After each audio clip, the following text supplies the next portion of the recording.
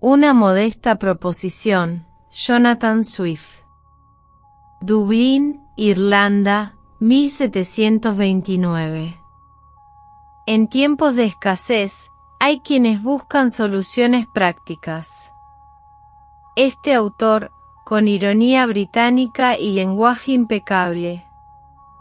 propuso una idea que, aunque estremecedora, pretendía ser razonable.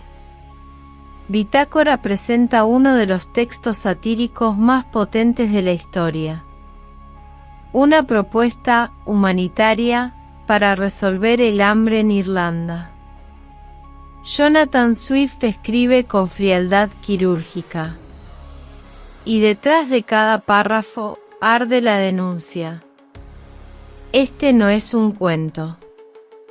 Es una trampa. Y estás a punto de entrar. Es un asunto melancólico para quienes pasean por esta gran ciudad o viajan por el campo, ver las calles, los caminos y las puertas de las cabañas atestados de mendigos del sexo femenino, seguidos de 3, 4 o 6 niños, todos en harapos e importunando a cada viajero por una limosna. Esas madres, en vez de hallarse en condiciones de trabajar para ganarse la vida honestamente, se ven obligadas a perder su tiempo en la vagancia, mendigando el sustento de sus desvalidos infantes, quienes, apenas crecen, se hacen ladrones por falta de trabajo, o abandonan su querido país natal para luchar por el pretendiente en España, o se venden a sí mismos en las Barbados. Creo que todos los partidos están de acuerdo en que este número prodigioso de niños en los brazos, sobre las espaldas o a los talones de sus madres, y frecuentemente de sus padres, resulta en el deplorable estado actual del reino un perjuicio adicional muy grande, y por lo tanto, quienquiera que encontrase un método razonable, económico y fácil para hacer de ellos miembros cabales y útiles del Estado, merecería tanto agradecimiento del público como para tener instalada su estatua como protector de la nación. Pero mi intención está muy lejos de limitarse a proveer solamente por los niños de los mendigos declarados. Es de alcance mucho mayor y tendrá en cuenta el número total de infantes de cierta edad nacidos de padres que de hecho son tan poco capaces de mantenerlos como los que solicitan nuestra caridad en las calles. Por mi parte, habiendo volcado mis pensamientos durante muchos años sobre este importante asunto, y sopesado maduradamente los diversos planes de otros proyectistas, siempre los he encontrado groseramente equivocados en su cálculo. Es cierto que un niño recién nacido puede ser mantenido durante un año solar por la leche materna y poco alimento más, a lo sumo por un valor no mayor de 2 chelines o su equivalente en mendrugos, que la madre puede conseguir ciertamente mediante su legítima ocupación de mendigar. Y es exactamente al año de edad que yo propongo que nos ocupemos de ellos de manera tal que en lugar de constituir una carga para sus padres o la parroquia, o de carecer de comida y vestido por el resto de sus vidas, contribuirán por el contrario a la alimentación, y en parte a la vestimenta, de muchos miles. Hay además otra gran ventaja en mi plan, que evitará esos abortos voluntarios y esa práctica horrenda, cielos, demasiado frecuente entre nosotros, de mujeres que asesinan a sus hijos bastardos, sacrificando a los pobres bebés inocentes, no sé si más por evitar los gastos que la vergüenza, lo cual arrancaría las lágrimas y la piedad del pecho más salvaje e inhumano. El número de almas en este reino se estima usualmente en 1,5 millones, de estas calculo que puede haber aproximadamente 200.000 parejas cuyas mujeres son fecundas, de ese número resto 30.000 parejas capaces de mantener a sus hijos, aunque entiendo que puede no haber tantas bajo las actuales angustias del reino, pero suponiéndolo así, quedarán 170.000 parideras. Resto nuevamente 50.000 por las mujeres que abortan, o cuyos hijos mueren por accidente o enfermedad antes de cumplir el año. Quedan solo 120.000 hijos de padres pobres nacidos anualmente. La cuestión es entonces, cómo se educará y sostendrá esta cantidad, lo cual, como ya he dicho, es completamente imposible, en el actual estado de cosas, mediante los métodos hasta ahora propuestos. Porque no podemos emplearlos ni en la artesanía ni en la agricultura, ni construimos casas, quiero decir en el campo, ni cultivamos la tierra. Raramente pueden ganarse la vida mediante el robo antes de los 6 años, excepto cuando están precozmente dotados, aunque confieso que aprenden los rudimentos mucho antes, época durante la cual solo pueden considerarse aficionados, según me ha informado un caballero del condado de Cavan, quien me aseguró que nunca supo de más de 1 o 2 casos bajo la edad de 6, ni siquiera en una parte del reino tan renombrada por la más pronta competencia en ese arte. Me aseguran nuestros comerciantes que un muchacho o muchacha no es mercancía vendible antes de los 12 años, e incluso cuando llegan a esta edad no producirán más de 3 libras o 3 libras y media corona como máximo en la transacción, lo que ni siquiera puede compensar a los padres o al reino el gasto en nutrición y harapos, que habrá sido al menos de 4 veces ese valor. Propondré ahora por lo tanto humildemente mis propias reflexiones, que espero no se prestarán a la menor objeción. Me ha asegurado un americano muy entendido que conozco en Londres, que un tierno niño sano y bien criado constituye al año de edad el alimento más delicioso, nutritivo y saludable, ya sea estofado, asado, al horno o hervido, y no dudo que servirá igualmente en un fricassé o un ragout. Ofrezco por lo tanto humildemente a la consideración del público que de los 120.000 niños ya calculados, 20.000 se reserven para la reproducción, de los cuales solo una cuarta parte serán machos, lo que es más de lo que permitimos a las ovejas, las vacas y los puercos, y mi razón es que esos niños raramente son frutos del matrimonio, una circunstancia no muy estimada por nuestros salvajes. En consecuencia un macho será suficiente para servir a 4 hembras. De manera que los 100.000 restantes pueden, al año de edad, ser ofrecidos en venta a las personas de calidad y fortuna del reino, aconsejando siempre a las madres que los amamanten copiosamente durante el último mes, a fin de ponerlos regordetes y mantecosos para una buena mesa. Un niño llenará 2 fuentes en una comida para los amigos, y cuando la familia cene sola, el cuarto delantero o trasero constituirá un plato razonable, y sazonado con un poco de pimienta o de sal después de hervirlo resultará muy bueno hasta el 4.º día, especialmente en invierno.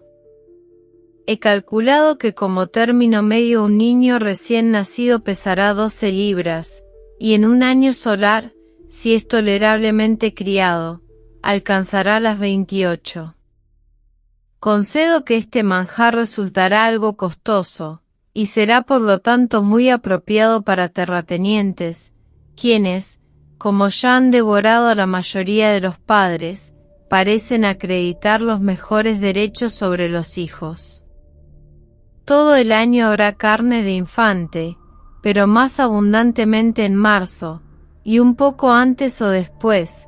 pues nos informa un grave autor, eminente médico francés, que siendo el pescado una dieta prolífica, en los países católicos romanos nacen muchos más niños aproximadamente 9 meses después de Cuaresma que en cualquier otra estación. En consecuencia, contando un año después de Cuaresma, los mercados estarán más abarrotados que de costumbre, porque el número de niños papistas es por lo menos de 3 a 1 en este reino, y entonces esto traerá otra ventaja colateral, al disminuir el número de papistas entre nosotros.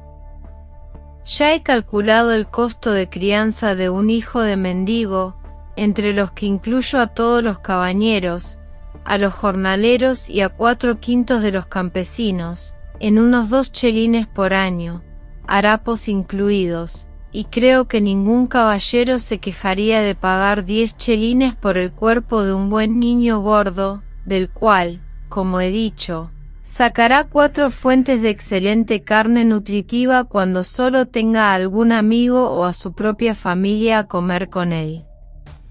De este modo, el hacendado aprenderá a ser un buen terrateniente y se hará popular entre los arrendatarios, y la madre tendrá 8 chelines de ganancia limpia y quedará en condiciones de trabajar hasta que produzca otro niño. Quienes sean más ahorrativos, como debo confesar que requieren los tiempos, pueden desollar el cuerpo, con la piel, artificiosamente preparada, se podrán hacer admirables guantes para damas y botas de verano para caballeros elegantes. En nuestra ciudad de Dublín, los mataderos para este propósito pueden establecerse en sus zonas más convenientes, y podemos estar seguros de que carniceros no faltarán, aunque más bien recomiendo comprar los niños vivos y adobarlos mientras aún están tibios del cuchillo, como hacemos para asar los cerdos. Una persona muy respetable, verdadera amante de su patria, cuyas virtudes estimo muchísimo, se entretuvo últimamente en discurrir sobre este asunto con el fin de ofrecer un refinamiento de mi plan.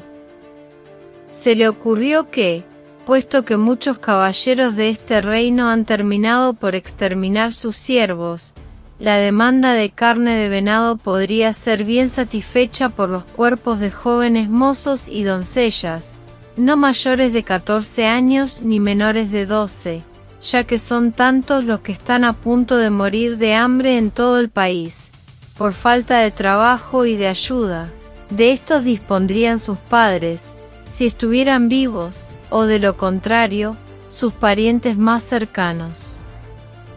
Pero con la debida consideración a tan excelente amigo y meritorio patriota, no puedo mostrarme de acuerdo con sus sentimientos, porque en lo que concierne a los machos, mi conocido americano me aseguró, en base a su frecuente experiencia, que la carne era generalmente correosa y magra, como la de nuestros escolares por el continuo ejercicio, y su sabor desagradable, y cebarlos no justificaría el gasto.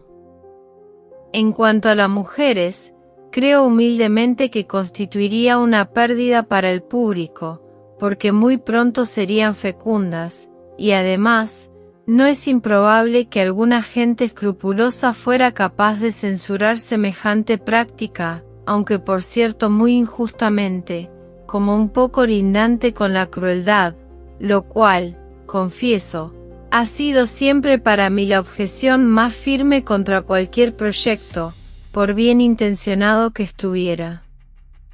Pero a fin de justificar a mi amigo, él confesó que este expediente se lo metió en la cabeza el famoso Salmanazar, un nativo de la isla de Formosa que llegó de allí a Londres hace más de 20 años, y que conversando con él le contó que en su país, cuando una persona joven era condenada a muerte, el verdugo vendía el cadáver a personas de caridad como un bocado de los mejores, y que en su época el cuerpo de una rolliza muchacha de 15 años, que fue crucificada por un intento de envenenar al emperador, fue vendido al primer ministro del Estado de Su Majestad Imperial y a otros grandes mandarines de la corte, junto al patíbulo, por 400 coronas. Ni en efecto puedo negar que si el mismo uso se hiciera de varias jóvenes rollizas de esta ciudad, que sin tener 4 peniques de fortuna no pueden andar si no es en coche, y aparecen en el teatro y las reuniones con exóticos atavíos que nunca pagarán, el reino no estaría peor. Algunas personas de espíritu agorero están muy preocupadas por la gran cantidad de pobres que están viejos, enfermos o inválidos, y me han pedido que dedique mi talento a encontrar el medio de desembarazar a la nación de un estorbo tan gravoso. Pero este asunto no me aflige en absoluto, porque es muy sabido que esa gente se está muriendo y pudriendo cada día por el frío y el hambre, la inmundicia y los piojos, tan rápidamente como se puede razonablemente esperar. Y en cuanto a los trabajadores jóvenes, están en una situación igualmente prometedora, no pueden conseguir trabajo y desfallecen de hambre, hasta tal punto que si alguna vez son tomados para un trabajo común no tienen fuerza para cumplirlo, y entonces el país y ellos mismos son felizmente librados de los males futuros. He divagado excesivamente, de manera que volveré al tema. Me parece que las ventajas de la proposición que he enunciado son obvias y muchas, así como de la mayor importancia. En primer lugar, como ya observado, disminuiría grandemente el número de papistas que nos invaden anualmente, que son los principales engendradores de la nación y nuestros enemigos más peligrosos, y que se quedan en el país con el propósito de entregar el reino al pretendiente, esperando sacar ventaja de la ausencia de tantos buenos protestantes, quienes han preferido abandonar el país antes que quedarse en él pagando diezmos contra su conciencia a un cura episcopal. Segundo, los más pobres arrendatarios poseerán algo de valor que la ley podrá hacer embargable y que les ayudará a pagar su renta al terrateniente, habiendo sido confiscado ya su ganado y cereales, y siendo el dinero algo desconocido para ellos. Tercero, puesto que la manutención de 100.000 niños, de 2 años para arriba,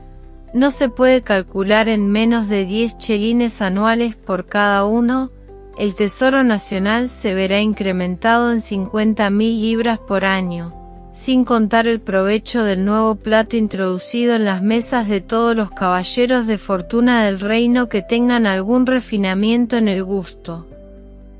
Y el dinero circulará solo entre nosotros, ya que los bienes serán enteramente producidos y manufacturados por nosotros. Cuarto, las reproductoras constantes, además de ganar 8 chelines anuales por la venta de sus niños, se quitarán de encima la obligación de mantenerlos después del primer año. Quinto, este manjar atraerá una gran clientela a las tabernas, donde los venteros serán seguramente tan prudentes como para procurarse las mejores recetas para prepararlo a la perfección, y consecuentemente ver sus casas frecuentadas por todos los distinguidos caballeros, quienes se precian con justicia de su conocimiento del buen comer, y un diestro cocinero, que sepa cómo agradar a sus huéspedes, se las ingeniará para hacerlo tan caro como a ellos les plazca. Sexto, esto constituirá un gran estímulo para el matrimonio, que todas las naciones sabias han alentado mediante recompensas o impuesto mediante leyes y penalidades. Aumentaría el cuidado y la ternura de las madres hacia sus hijos, al estar seguras de que los pobres niños tendrían una colocación de por vida, provista de algún modo por el público, y que les daría una ganancia anual en vez de gastos. Pronto veríamos una honesta emulación entre las mujeres casadas para mostrar cuál de ellas lleva al mercado al niño más gordo. Los hombres atenderían a sus esposas durante el embarazo tanto como atienden ahora a sus yeguas, sus vacas o sus puercas cuando están por parir, y no las amenazarían con golpearlas o patearlas, práctica tan frecuente, por temor a un aborto. Muchas otras ventajas podrían enumerarse. Por ejemplo, la adición de algunos miles de reses a nuestra exportación de carne en barricas, la difusión de la carne de puerco y el progreso en el arte de hacer buen tocino, del que tanto carecemos ahora a causa de la gran destrucción de cerdos, demasiado frecuentes en nuestras mesas, que no pueden compararse en gusto o magnificencia con un niño de 1 año, gordo y bien desarrollado, que hará un papel considerable en el banquete de un alcalde o en cualquier otro convite público. Pero, siendo adicto a la brevedad, omito esta y muchas otras ventajas. Suponiendo que 1000 familias de esta ciudad serían compradoras habituales de carne de niño, además de otras que la comerían en celebraciones, especialmente casamientos y bautismos, calculo que en Dublín se colocarían anualmente cerca de 20.000 cuerpos, y en el resto del reino, donde probablemente se venderán algo más barato, las restantes 80.000. No se me ocurre ningún reparo que pueda oponerse razonablemente contra esta proposición, a menos que se aduzca que la población del reino se vería muy disminuida. Esto lo reconozco francamente, y fue de hecho mi principal motivo para ofrecerla al mundo. Deseo que el lector observe que he calculado mi remedio para este único y particular reino de Irlanda, y no para cualquier otro que haya existido, exista o pueda existir sobre la tierra. Por consiguiente, que ningún hombre me hable de otros expedientes, de crear impuestos para nuestros desocupados a 5 chelines por libra, de no usar ropas ni mobiliario que no sean producidos por nosotros, de rechazar completamente los materiales e instrumentos que fomenten el lujo exótico, de curar el derroche de engreimiento, vanidad, holgazanería y juego en nuestras mujeres, de introducir una vena de parsimonia, prudencia y templanza, de aprender a amar a nuestro país, en lo cual nos diferenciamos hasta de los lapones y los habitantes de Tupinambú, de abandonar nuestras animosidades y facciones, de no actuar más como los judíos, que se mataban entre ellos mientras su ciudad era tomada, de cuidarnos un poco de no vender nuestro país y nuestra conciencia por nada, de enseñar a los terratenientes a tener aunque sea un punto de compasión de sus arrendatarios, de imponer, en fin, un espíritu de honestidad, industria y cuidado en nuestros comerciantes, quienes, si hoy tomáramos la decisión de no comprar otras mercancías que las nacionales, inmediatamente se unirían para trampearnos en el precio, la medida y la calidad, y a quienes por mucho que se insistiera no se les podría arrancar una sola oferta de comercio honrado. Por consiguiente, repito, que ningún hombre me hable de esos y parecidos expedientes, hasta que no tenga por lo menos un atisbo de esperanza de que se hará alguna vez un intento sano y sincero de ponerlos en práctica. Pero en lo que a mí concierne, habiéndome fatigado durante muchos años ofreciendo ideas vanas, ociosas y visionarias, y al final completamente sin esperanza de éxito, y afortunadamente con este proyecto, que por ser totalmente novedoso tiene algo de sólido y real, trae además poco gasto y pocos problemas, está completamente a nuestro alcance, y no nos pone en peligro de desagradar a Inglaterra. Porque esta clase de mercancía no soportará la exportación, ya que la carne es de una consistencia demasiado tierna para admitir una permanencia prolongada en sal, aunque quizá yo podría mencionar un país que se alegraría de devorar toda nuestra nación aún sin ella. Después de todo, no me siento tan violentamente ligado a mi propia opinión como para rechazar cualquier plan propuesto por hombres sabios que fuera hallado igualmente inocente, barato, cómodo y eficaz. Pero antes de que alguna cosa de ese tipo sea propuesta en contradicción con mi plan, deseo que el autor o los autores consideren seriamente 2 puntos. Primero, tal como están las cosas, cómo se las arreglarán para encontrar ropas y alimentos para 100.000 bocas y espaldas inútiles. Y segundo, ya que hay en este reino alrededor de 1 millón de criaturas de forma humana cuyos gastos de subsistencia reunidos las dejaría debiendo 2 millones de libras esterlinas, añadiendo los que son mendigos profesionales al grueso de campesinos, cabañeros y peones, con sus esposas e hijos, que son mendigos de hecho. Yo deseo que esos políticos que no gusten de mi propuesta y sean tan atrevidos como para intentar una contestación, pregunten primero a los padres de esos mortales si hoy no creen que habría sido una gran felicidad para ellos haber sido vendidos como alimento al año de edad de la manera que yo recomiendo, y de ese modo haberse evitado un escenario perpetuo de infortunios como el que han atravesado desde entonces por la opresión de los terratenientes, la imposibilidad de pagar la renta sin dinero, la falta de sustento y de casa y vestido para protegerse de las inclemencias del tiempo, y la más inevitable expectativa de legar parecidas o mayores miserias a sus descendientes para siempre. Declaro, con toda la sinceridad de mi corazón, que no tengo el menor interés personal en esforzarme por promover esta obra necesaria, y que no me impulsa otro motivo que el bien público de mi patria, desarrollando nuestro comercio, cuidando de los niños, aliviando al pobre y dando algún placer al rico. No tengo hijos por los que pueda proponerme obtener un solo penique. El más joven tiene 9 años, y mi mujer ya no es fecunda.